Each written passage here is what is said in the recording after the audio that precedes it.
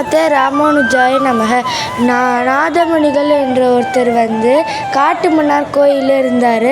அந்த சமயத்தில் ஒருத்தர் பிரபந்தம் பாடுறாரு.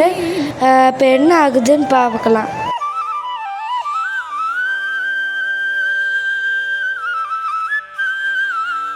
ஆறாவமுதே அடியேன் உடலன் நின் பாலன்பாயே ஆயிரத்தில் இப்பத்தும். சுவாமி, கும்பகோணம் பெருமாளுக்கான இந்த 10 பாட்டு ரொம்ப இனிமையாக இருக்கு. 1000 சொல்லி அப்போ 1000 பாட்டும் கேட்டால் எவ்வளோ இனிமையாக இருக்கும்.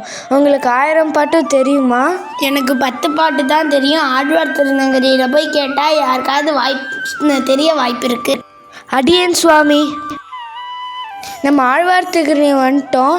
இங்கே இருக்கிற ஒருத்தர் சொன்னாருன்னா மதுரகவி வம்சத்தில் ஒருத்தர் இருக்கார், அவருக்கு தெரிஞ்சிருக்க வாய்ப்பு இருக்குன்னு சொன்னார். நான் அவர்கிட்ட போய் கேட்க போகிறேன். சுவாமி, நம்மாழ்வார் எழுதினா உங்களுக்கு 1000 பாட்டு தெரியுமா? சொல்லி தருவீங்களா? எனக்கு மதுரகவி ஆழ்வார் எழுதின 12 பாட்டு தெரியும். அதை போய் 12,000 தடவை ஆழ்வார் முன்னாடி சொன்னால் அவரு கொடுப்பார். அடியேன் சுவாமி.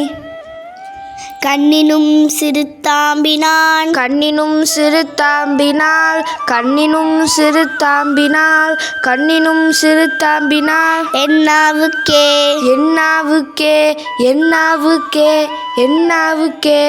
சுவாமி, நீங்கள் சொன்ன மாதிரியே நான் நம்மாழ்வார் முன்னாடி நின்று 12,000 தடவை நான் சொல்கிறேன்.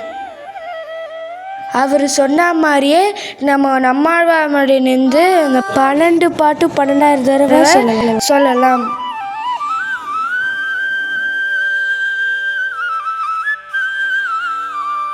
சிறுத்தாம்பினால் என்னாவுக்கே கண்ணினும் சிறுத்தாம்பினால் என்னாவுக்கே. நீங்கள் 1000 பாட்டு கேட்டுங்கோ, நான் அதோட 4000 பாட்டு அர்த்தத்தோடு தரேன். அடியேன் சுவாமி.